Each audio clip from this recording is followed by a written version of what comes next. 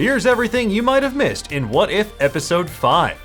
Once again, it is What If Wednesdays, my dudes, and the latest episode of Marvel's animated anthology series, What If Zombies, proposes that the best way to make the shambling corpses of the undead at least 50% more terrifying is to give them superpowers. What If's adaptation of the fan-favorite Marvel Zombies storyline for the Marvel Cinematic Universe was bloody, brutal, and keeping in line with the show's increasingly dark subject matter. Now, despite the death and destruction, there were plenty of Easter eggs, homages, and subtle references that you might have missed upon your initial watch. And we're going to break down all of them for you in just a moment, but as a reminder, that does mean we have to spoil Episode 5. So if you haven't seen the latest episode of What If yet, leave now before you try to Hulk out in the comment section. What do you mean, no? Okay, let's get into it, shall we? So the original Marvel Zombies lurched into the Marvel Universe in the pages of Ultimate Fantastic Four's 2005 crossover storyline. Written by Mark Millar and illustrated by Greg Land, this saga involved Reed Richards making contact with an alternate version of himself, only to discover it's a trap. Other Reed lured his counterpart to a world filled with flesh-eating versions of familiar Marvel heroes who were trying to access a new multiversal source of living, breathing meals. In late 2005, Marvel enlisted The Walking Dead creator Robert Kirkman and artist Sean Phillips to create a mini-series entitled Marvel Zombies, which, as you probably guessed, follows the last vestiges of humanity trying to escape a posse of superpowered Marvel characters afflicted by a virus known as the Hunger. This virus turns them into undead murder monsters, and there have been countless iterations since then, but the original is still the best if you ask me. The episode begins in the same way as Avengers Infinity War, with Bruce Banner crash landing through the roof of the Sanctum Sanctorum in New York City. Heimdall sent him through the Bifrost to warn of Thanos' attack on the Asgardians and his impending arrival on Earth. And while we see the Cloak of Levitation lurking upstairs, no one else seems to be around, not even Wong eating a pint of Hunka-Hulka burnin' fudge. Hello? So instead, Bruce borrows some robes and heads out on his merry way. Now, the eerie silence continues as Bruce wanders this empty version of New York City, standing in stark contrast to Infinity War, until, of course, he encounters Thanos' lieutenants, Ebony Maw and Cull Obsidian. Now, Banner is unable to transform into the Hulk, who's still sore about having his ass beaten by Thanos, but the cavalry arrives in the nick of time to save the day, or so Bruce thinks, because it's actually zombified versions of Iron Man, Doctor Strange, and Wong, the latter of whom gets a taste of his own portal medicine when he's decapitated courtesy of the Cloak of Levitation holding him back. Now, as we can see, the zombie virus works very quickly. Both Cull Obsidian and Ebony Maw rise from the dead in a matter of moments. And when all hope seems lost, another hope is found, specifically Hope Van Dyne and a horde of ants who skeletonize these undead heroes in a matter of moments in one of the more grotesque scenes in this episode. It's pretty upsetting. The insect train, though, keeps on rolling with SpiderMan, who rescues Bruce and then swings off with the Cloak of Levitation following suit. It's a nice visual homage to the Marvel Zombies #1 cover, except this Spidey isn't quite as undead. Now, much like in the comics, the zombie virus comes from another dimension.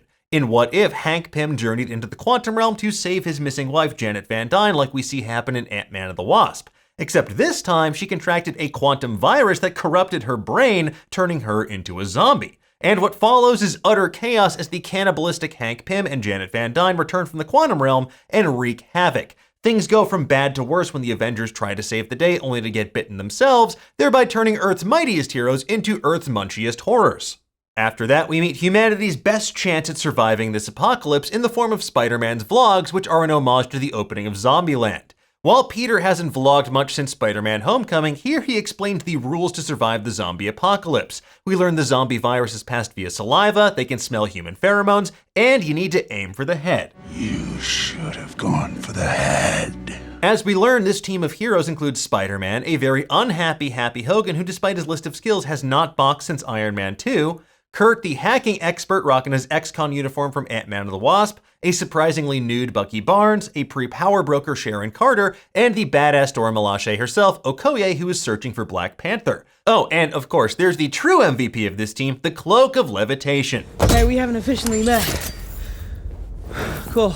Now, their base is a series of train cars welded together and suspended high above the ground by a metric ton of Spider-Man's webs. We see them using one of Iron Man's gauntlets for a makeshift computer, and likewise Happy is wearing one of his boss's old repulsor gloves. Okoye is tracking another group of survivors based out of Camp Lehigh, New Jersey, the site of S.H.I.E.L.D.'s first base, and where Captain America trained, which you may recall from Captain America the First Avenger and the Winter Soldier. Well, just when you thought things couldn't get any worse, we gotta go to Jersey. The team then travels to Grand Central Station in the size-changing van from Ant-Man and the Wasp, and what follows is a series of classic horror movie tropes. Jump scares, needlessly splitting up, characters believed to be dead returning as monsters, the whole shebang. And while Peter, Kurt, Bruce, and Hope try to hotwire the train, the rest of the gang are menaced by undead versions of Falcon and Hawkeye. But unfortunately, not even saying blam blam blam repeatedly could save Happy Hogan from becoming Hungry Hogan. As the team makes their escape, Sharon is unceremoniously killed by a zombified Steve Rogers, but Bucky bisects his Brooklyn buddy with his own shield and hits him with a twist on the famous line he told Steve after his mother's funeral. Sorry, pal. Guess this is the end of the line. I'm with you to the end of the line, pal. Now, in the comics, Magneto partially decapitated Zombie Cap using his own shield, so this feels like a nice callback to that as well. We also then see Bucky taking the Captain America shield for himself because both Sam and Steve are dead, which means he's next in line of succession. A zombified Sharon then dies again when Hope enlarges inside of her body, causing her to explode in a shower of gore and turning this into the train to Busan. Guys, I'm covered in Sharon. And honestly, this feels as close as we're ever gonna come to having Ant-Man kill Thanos by expanding inside his butt in the MCU, so just take what you can get. Going that big, it must have been exhausting.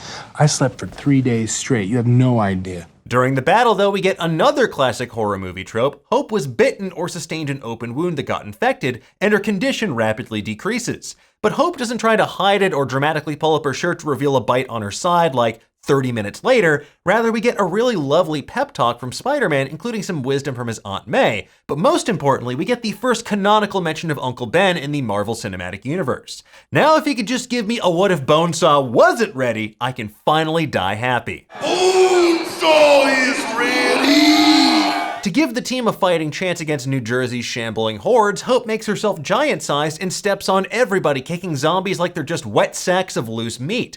Eventually, though, Hope succumbs to her fate and falls over, being slowly devoured by dozens of zombies. It's a scene that's evocative of the Pym Falls imagery in the Old Man Logan comics, this massive bleached skeleton of Hank Pym around which people have begun living, except here, they're eaten. After another jump scare, Kurt worries about a very different Baba Yaga than his nickname for Ghost in Ant-Man and the Wasp, but more on the Witch in just a moment.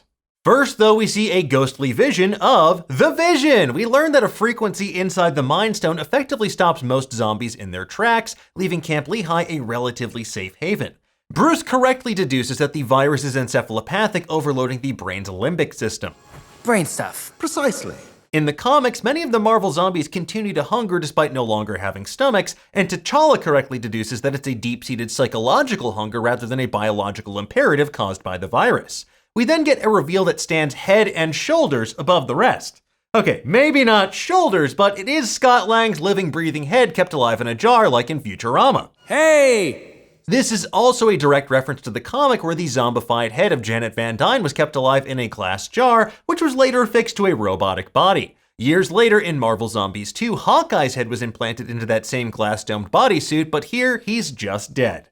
Now, as it turns out, Wakanda has the technological capabilities to broadcast the Mind Stone signal on a global scale, which could wind up reversing the damage that's been done and cure countless others. Okoye notes that Wakanda is the last human sanctuary on Earth, which definitely wasn't the case in the Marvel Zombies comics, but it was the case during the Secret Invasion comics. In that story arc, they mounted Skrull envoys' heads on spikes as a warning to others.